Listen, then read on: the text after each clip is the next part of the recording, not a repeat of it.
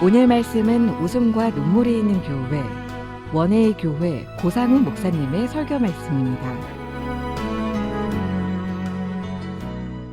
고린도 전서 말씀을 보면 이게 사실은 수천 년 전에 교회에 있었던 일이지만 지금의 교회 모습과 별반 좀 다르지 않는 모습들이 있는 것 같아요.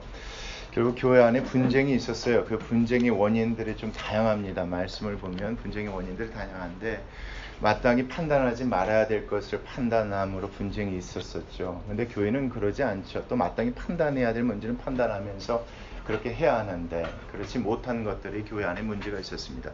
우리 지난주 말씀 잠깐 한번 보실까요? 6장 말씀이에요. 6장 말씀인데 여기서 중요한 건 무엇입니까? 너희 몸 안에 계신 누구께 영광을 돌리라? 하나님께 영광을 돌리라. 어떻게 해요? 우리 안에 계신 성령 하나님께서 원하시는 게 뭐냐 이겁니다. 우리 안에 계신 하나님께서 원하시는 것은 다른 것이 아니다. 성도끼리 뭐하지 않는 것이요, 싸우지 않는 것, 좀 억울하더라도, 억울함 당하더라도 속는 것이 더 낫지. 그거 가지고 싸우고 그거 가지고 세상 법적으로 나가는 거 좀 부끄럽다. 결국 이것이 어떻게 보면 성령님을 우리 안에 모으셔서 산다고 하면서 그런 행동을 하면 이것이 바로 곧 음행이지 않느냐. 이것이 지난주 말씀이었었습니다. 오늘 7장 말씀 계속해서 이어지는데요. 결혼에 관한 주제를 가지고 바울이 얘기를 이어나갑니다. 7장 1절 말씀 보겠습니다. 너희가 쓴 문제에 대하여 말하면 그러니까 고린도 성도들이요, 이 문제에 대해서 이미 편지를 통해서 바울에게 물어봤었던 것 같아요. 교회 안에 이런저런 문제가 있으니까 이거에 대해서 바울 당신은 어떻게 생각합니까? 우리가 어떻게 해야 됩니까? 이런 식으로 편지를 썼던 것 같아요. 그래서 너희가 쓴 문제에 대하여 말하면 남자가 여자를 뭐하지 아니하는 것이 좋다. 여자를 가까이 하지 않는 것이 좋다. 결혼하지 않는 것이 좋다라고 얘기합니다. 좀 내용을 끝까지 들어봐야 할 것 같아요. 그렇죠? 이 한 절만 봐서는 이게 무슨 내용인지 잘 모르는 것 같아요. 근데 어떤 문제가 있어 편지를 썼는데 그거에 대한 대답이 이렇습니다. 차라리 결혼하지 않는 것이면 참 좋겠다. 2절 말씀 보겠습니다. 무엇을 피하기 위해서는요, 음행을 피하기 위하여 남자마다 자기 아내를 두고 여자마다 자기 남편을 또 두라고 얘기합니다. 무슨 소리일까요? 1절 말씀 하지 않는 게 좋다고 하는데 지금 2절 말씀 보니까 결혼하래요. 웃기죠? 한번 끝까지 한번 들어보세요. 진짜 7장 말씀이요, 자칫 잘못하면요 바울의 의도, 바울의 말하는 걸 놓치기 쉬운 말씀이에요. 그러니까 이 말씀 끝까지 한번 들어보세요. 안 하는 게 좋겠는데 만약에 음행을 피할 목적이라면 결혼을 해라.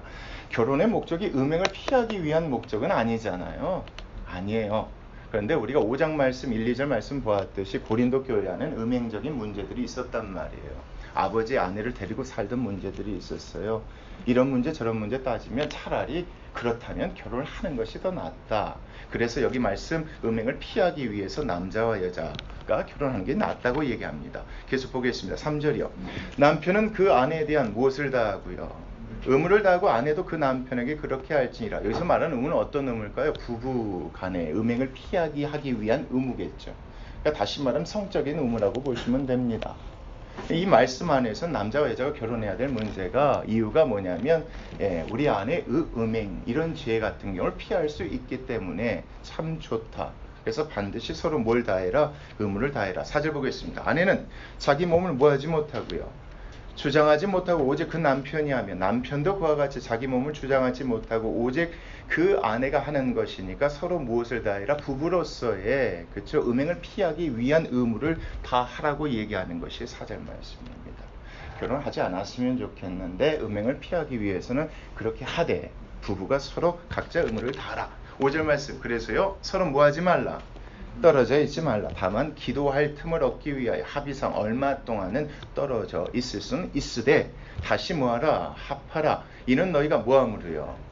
그렇죠, 절제 못함으로 말미암아 사탄이 너희를 시험하지 못하게 하려 함이라. 결국 떨어져 있기 때문에 그렇죠, 시험 당하면 음행의 죄를 저질 수 있으니까 내 생각에는 안 했으면 좋겠는데 굳이 하겠다면 이런 목적 갖고 했으면 좋겠다. 결혼하라는 소리입니까? 하지 말라는 소리입니까? 헷갈리지 않습니까? 하라는 소리요, 하지 말라는 소리예요. 그렇죠? 한번 계속 보겠습니다. 6절 말씀이요. 그러나 내가 이 말을 하면 무엇이요? 허락이요, 명령은 아니라. 명령은 아니랍니다. 내가 이 말을 하는 것은 그래도 좋다는 것이지 반드시 또 그렇게 하라는 것은 아니라고 하는 겁니다. 그러니까 이 말씀 가지고 조금씩 눈치를 채셔야 합니다. 7절 말씀 보겠습니다. 나는 모든 사람이 나와 같기를 원하노라. 1절 말씀처럼 어떻게 살기를 원하노라? 혼자 살았으면 좋겠다 합니다. 여러분, 우리가 바울이 정말 독신으로 처음부터 살았을까? 아니면 바울이 사별을 했을까? 아니면 바울이 살았다가 예수님을 믿고 난 다음에 이혼을 했을까? 사실 정확한 건 알 수가 없어요. 근데 내용들을 보면은 지금 혼자 살고 있다는 건 분명해요. 왜냐하면 우리 바리새파 밑에서 훈련받았던 사람이 바울이잖아요. 바리새파는 누구냐면 성경이 율법적으로 살아가는 사람. 거기 안에서는 무조건 결혼을 해야 하는 것이 율법적인 조항이라고 보셔야 됩니다. 그런 관점에서 보면 바울이 결혼했을 수도 있다는 가능성이 조금 있어요. 근데 그게 중요치는 않아요.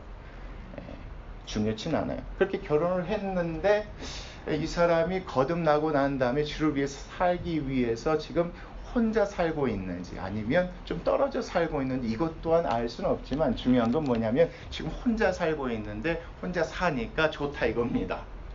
그래서 혼자 사는 것이 좋겠다라고 얘기하는 것이 이 말씀입니다. 그 의도가 끝까지 읽어보셔야지 이게 무슨 얘기인지 알 수가 있습니다. 중요한 것은 바울이 지금 혼자 살고 있고 그렇게 살았으면 좋겠는데 결혼하는 것도 유익하다 이겁니다. 근데 이것은요 허락이지 명령은 아니다 이겁니다. 그러니까 이거 얘기 한번 들어보니까 알겠지만 교회 안에 어떤 부류가 있었던 것 같습니까? 반드시 결혼을 해야 한다고 주장하는 부류가 있었던 것 같아요. 율법적으로 성경 안에 결혼은 반드시 해야 하니까 해야 된다고 얘기하는 그런 부류들이 있었기 때문에 이런 문제가 있었던 거예요. 그래서 한쪽은 뭐 해야 된다? 반드시 결혼을 해야 한다. 또 바울에게 많은 영향을 받은 사람은 또 뭐라고 했을까요?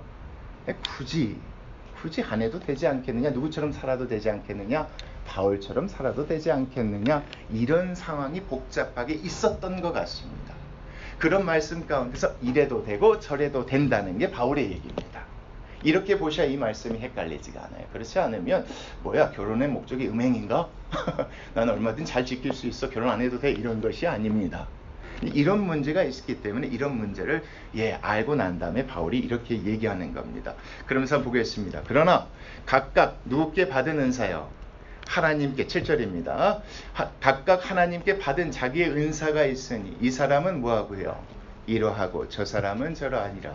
내가 지금 이렇게 혼자 된 것은 하나님께서 나에게 이런 은사를 주셨기 때문에 이렇게 혼자 되는 것이니까 나는 이렇게 살지만 또 그렇지 않는 사람들은 어떻게 살아도 된다? 결혼을 하며 살아도 된다. 이 말씀입니다. 그리고 8절 말씀 같이 읽겠습니다. 시작. 내가 결혼하지 아니하는 자들과 과부들에게 이르노니 나와 같이 그냥 지내는 것도 좋다고 나는 생각한다. 하나님께서 뭘 주셨다면 은사를 주셨다면 그렇게 사는 것도 난 나쁘지 않다고 생각한다. 여기서 말하는 은사는 어떤 은사일까요? 이 문맥안에서 보면요. 충분히 내가 시험 당할 때에 음행을 저지르지 않고 살아갈 수 있는 그렇죠? 그렇기 때문에 하나님께서 주시는 은사가 있다면입니다. 9절 말씀 보겠습니다. 만일 뭐 할 수 없거든 절제할 수 없거든 결혼하라. 정욕이 불같이 타는 것보다 그래서 음행을 저지르는 것보다 무엇이 낫다? 결혼을 해서 거룩하게 살아가는 것이 더 낫지 않겠느냐 이겁니다. 그러면서 10절 말씀 보겠습니다. 결혼하는 자들에게 내가 명하노니 명하는 자는 내가 아니요 누구다? 주시라. 여자는 남편에게서 뭐하지 말고요. 갈라서지 말고요. 만일 갈라섰으면 그대로 지내든지 다시 그 남편과 화합하든지 하라. 남편도 아내를 뭐하지 말라? 버리지 말라고 얘기합니다. 다시 한번 볼게요. 10절이요. 결혼한 자들에게 내가 명한다. 자, 명하는 자는 내가 아니라 누구다? 예수님께서 이렇게 말씀하셨다. 여자는 남편에서 갈라서지 말라. 이혼하면 돼요? 안 돼요? 안 된다고 여기서 얘기하셨답니다. 만일 갈라섰으면 만일입니다. 이런 이유가 있어요. 옛날에는 없었어요. 온전히 하나님만 믿을 때는 그 가운데 그런 일이 없었어요. 다 믿는 사람이 믿음 안에서 결혼하니까 그런 일이 없었어요. 근데 고린도 교회는요 특수한 상황 가운데 있죠. 믿는 사람도 있지만 그 지역이 이방 지역이에요. 믿지 않는 사람들이 있을 수도 있어요. anyway 중요한 건 뭐냐면 만일 갈랐었으면 그대로 어떻게 하라? 지내든지 다시 그 남편과 화합하든지 하라 이겁니다. 그냥 지내든지 아니면 화합하든지 해서 남편도 아내를 버리지 마. 그래서 중요한 것은 다른 사람과의 재혼을 허락하는 게 아닙니다. 이 말씀이거든요. 헤어진 사람과의 다시 재결합을 얘기하는 겁니다. 이게 누구의 명령이라고요? 예수님의 명령이라고. 이게 마태복음 19장 말씀 보면 극명하게 나타나 있습니다. 하나님께서 한 몸을 이루신 것인데 사람이 나눌 수 없지 않겠느냐 이겁니다. 그리고 만약에 헤어졌다면 다시 그 남편에게 돌아가서 결혼하는 것이 음행을 저지르지 않는 것이라는 것이 예수님의 가르침이기 때문에 지금 바울이 얘기하는 겁니다. 그 1절부터 11절 말씀 조금 간단히 정리해 볼게요.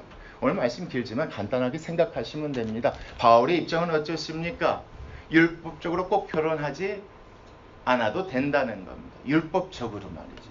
율법적으로 꼭 결혼해야 되는 것이 아니라는 거예요. 그러나 결혼이 주는 무엇이 있대요? 유익이 또 있대요. 결혼하지 않는다면 누구 하나님께서 주신 뭐가 있어야 된다는 겁니까? 은사가 꼭 있어야 된다는 겁니다. 그 은사 가운데 이럴 수도 있고 저럴 수도 있다는 것이 바울의 얘기인데 교회 안에서 이것만 강조하는 사람이 있고요. 저것만 강조하는 사람이 있다 보니까 교회가 뭐가 이루어진 겁니까? 분열이 생긴 겁니다. 고린도 교회 분열은요. 다양한 것이었습니다.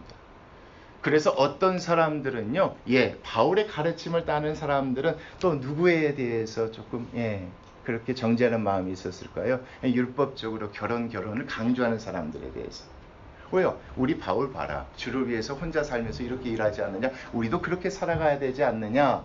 이런 얘기를 하니까 한쪽에서 뭐라고 합니까?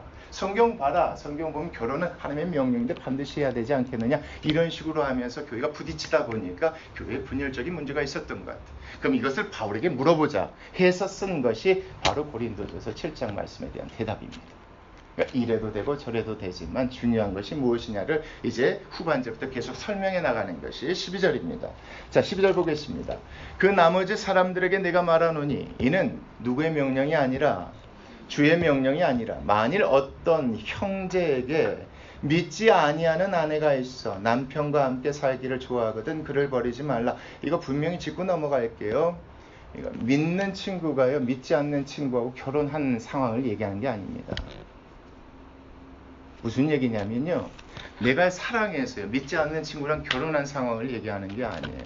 둘 다 뭐하지 않고 있었어요? 믿지 않고 있었던 부부입니다. 근데 이 둘이 복음을 듣게 되고 받아들이게 된 거예요. 그 중에 한 사람이 예수 그리스도를 믿게 된 경우입니다.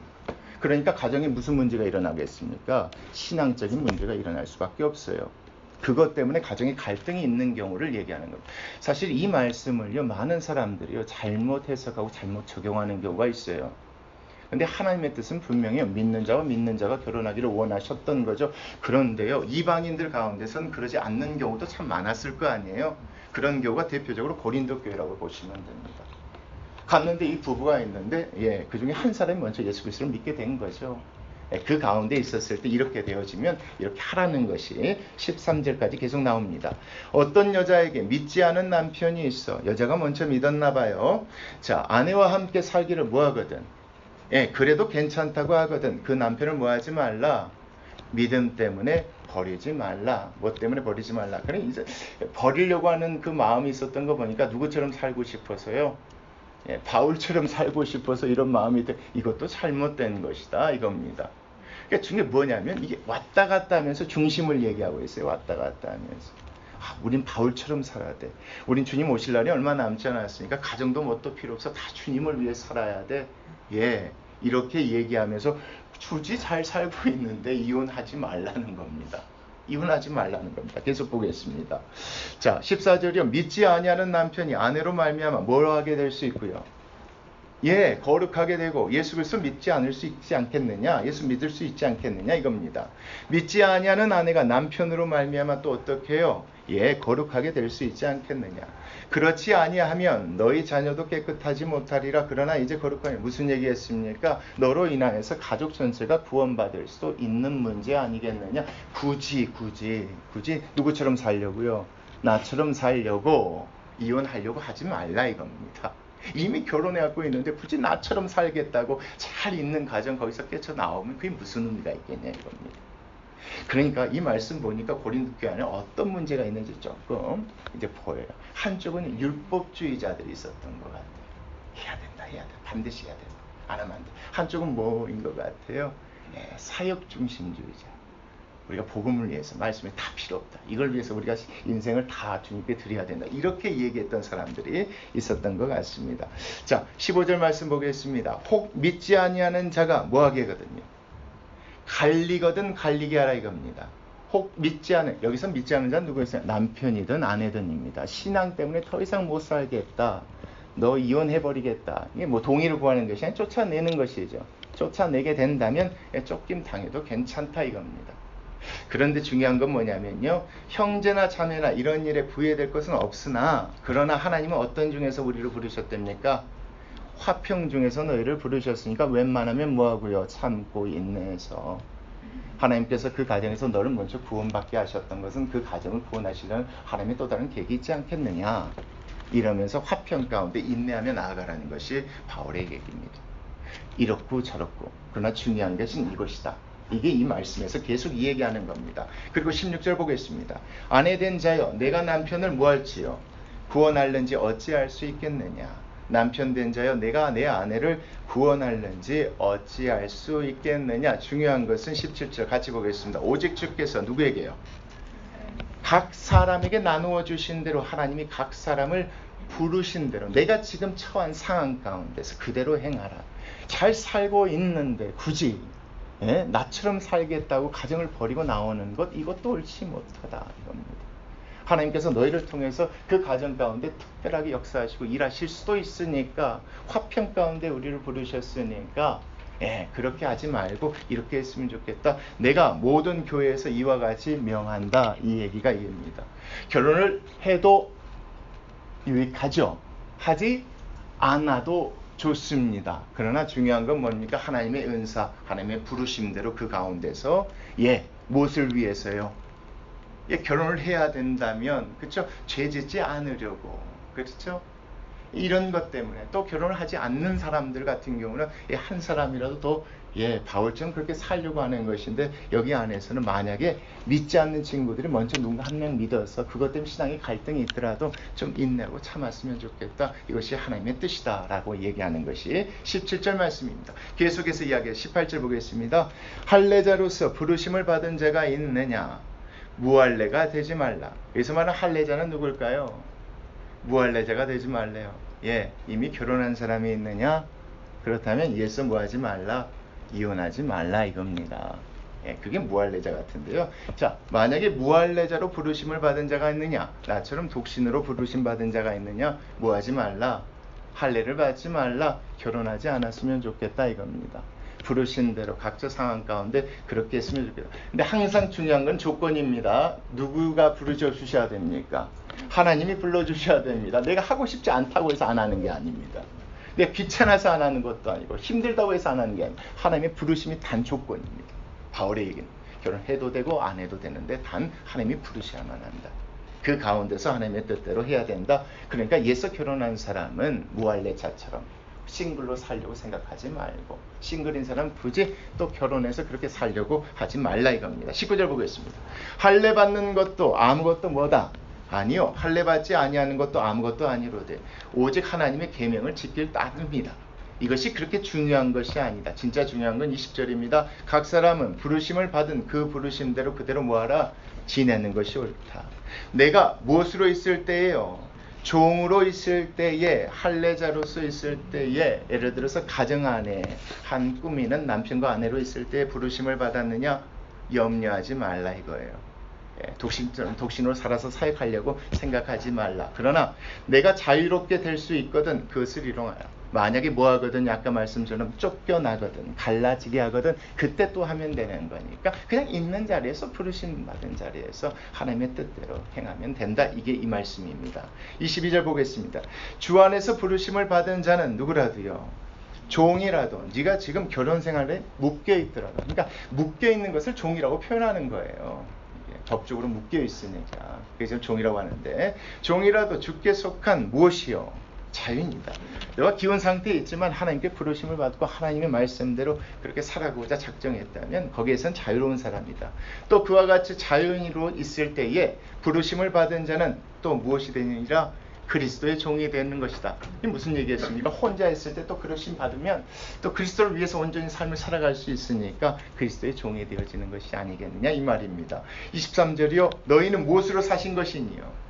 값으로 사신 것이니 무엇이 되지 말라? 사람들의 종이 되지 말고 어느 상황에 어떤 부르심이 있든지 그 가운데 누구의 종처럼 살아가라.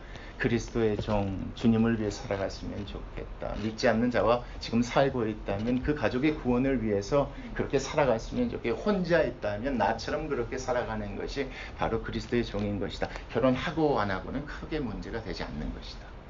그럼 꼭 해야 된다. 율법적으로 강조하는 것 의미 없다고 얘기하는 것이 24절까지 말씀입니다. 그러면서 25절 보겠습니다. 처녀에 대하여는 내가 주께 받은 계명이 뭐하되 없으되 주의 자비하심을 받아서 충성스러운 자가 된 내가 의견을 말한다. 그러면서 똑같은 얘기입니다. 내 생각에는 이것이 좋으니 곧 무엇 때문에요?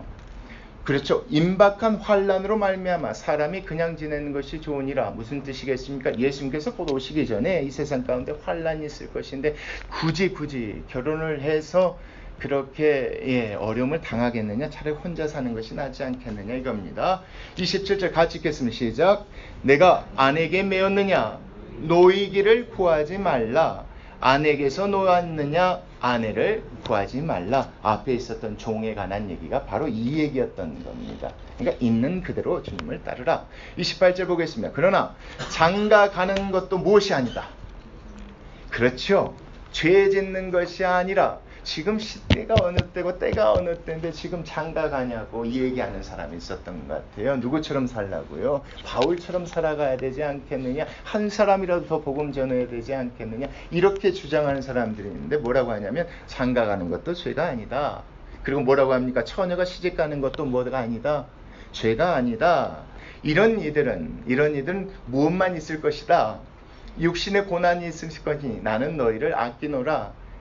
내가 말하고 싶어하는 건 이것이다. 너희들이 결혼하면 아무래도 환난 날에 육신의 고난을 당하게 될 것이니까 이왕이면 혼자 살았으면 좋겠다 해서 내가 이렇게 얘기하는 것이지 오해하지 않았으면 좋겠다는 겁니다. 그래서 앞에 보면 주의 명령이 아니라 내 의견을 말한다는 것이 이 말씀입니다. 바울은 그렇게 생각했었던 것 같아요.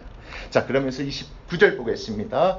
형제들아 내가 이 말을 하노니 그때가 단축하여진 거로. 그때가 단축하여졌다는 건 주님 오실 날이 얼마 남지 아니한 거로. 이후부터 안에 있는 자들은 뭐같이요? 없는 자같이 하라. 그러니까 누구에게 집중하라는 겁니까? 뭐에 집중하라는 겁니까? 그런 것 같아요. 혼자 살면 더 하나님을 위해서 복음을 위해서 집중할 수 있는데 같이 살면 아무래도 힘든데 만약에 결혼했다면 더 이렇게 집중하라고 얘기를 하라는 거죠. 그렇죠? 그래서 안에 있는 자는 없는 자 같이 하라. 30절 보겠습니다. 우는 자들은 울지 않는 자 같이 하며 기쁜 자들은 기쁘지 않는 자 같이 하며 매매하는 자들은 없는 자 같이 하며 세상 물건을 쓰는 자들은 다 쓰지 못하는 자 같이 하라. 이 세상에 무엇은 지나가는 것이다. 주님 오시면 다 없어질 것이니까 중요치 않은 것이다. 진짜 중요한 것이 무엇이냐? 어떤 상황과 환경 가운데 있더라도 오로지 주님을 위해서, 그렇죠? 그리스도의 종이 되는 것이 아니냐 이겁니다. 32절 보겠습니다.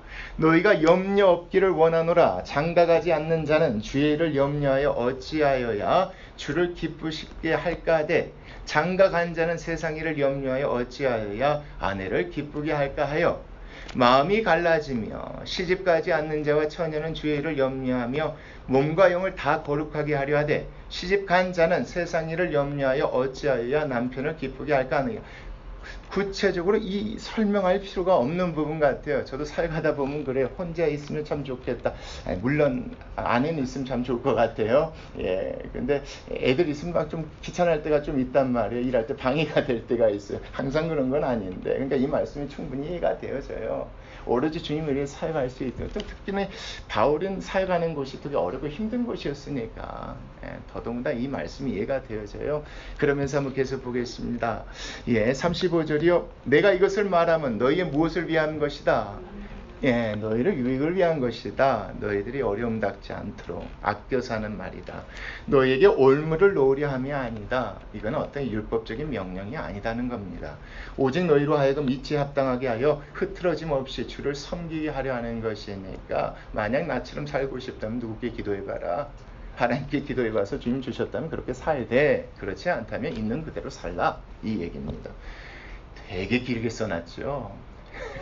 설교하면서도 그래. 되게 길게 써놨어요. 간단한 내용인데요. 되게 길게 써놨어요. 36절 보겠습니다. 그러므로 만일 누가 자기의 약혼녀에 대한 행동이 합당하지 못한 줄로 생각할 때에 결혼 전에 음행을 저질렀나 봐요. 그 약혼녀의 홍기도 지나고 그가 할 필요가 있거든 원하는 대로 하라. 그것은 죄 짓는 것이 아니니 그들로 뭐하게 하라. 결혼하게 해서 결혼해도 된다. 그러나 그가 마음을 전하고 또 부득이한 일도 없고 자기 뜻대로 할 권리가 있어서 그 약혼녀를 그대로 두기를 하여도 뭐하는 것이다. 잘하는 것이다. 약혼을 했으면 반드시 결혼을 해야 된다. 약혼한 사람이 파울하면 율법을 어기는 것이다 라고 얘기하는 사람들도 있었던 것 같아요. 약혼은 반드시 결혼의 한 부분이니까 이걸 파혼하면 이거는 이혼하는 거다 라고 이야기하는 부분이 있지만 이 말씀 보면 이럴 수도 있고 저럴 수도 있다는 겁니다. 꼭 책임질 필요가 없고 깨끗한 상태라면 하나님의 부르심 가운데 충분히 파혼할 수도 있다는 겁니다. 그러나 만약에 책임질 일이 있다면 반드시 또한 결혼해야 되는 것이 뜻이다. 그러니까요 38절이 이해가 됩니다. 자, 그러므로 결혼하는 자도 뭐한 것이다? 잘하는 것이다. 결혼하는 것도 잘하는 것이고 결혼하지 아니하는 자는 뭐하는 것이다? 더 잘하는 것이다. 중요한 결혼해도 안 해도 이것이 문제가 없는데 이것 때문에 이 얘기하는 문제가 있었던 것 같아요. 그럼 39절 보겠습니다. 아내는 그 남편이 살아있는 동안에 며 있다가 남편이 죽으면 자유로워 자기 뜻대로 시집 갈 것이나 누구 안에서만요? 반드시 주 안에서만 할 것이라. 하나님의 뜻 가운데서만 그렇게 한다. 그러나 내 뜻에는 그냥 지내는 것이 더욱 복이 있으리로다. 나도 또한 하나님의 영을 받은 줄로 생각하면서 너희들에게 이렇게 권면한다. 내 개인적인 의견이 아니라 하나님께서 주신 감동으로 너희들에게 얘기를 한다. 이겁니다. 오늘 말씀에서 얘기하는 건 너무 간단해요. 교회 안에 문제가 있어요. 이 문제가 어디에도 있습니까?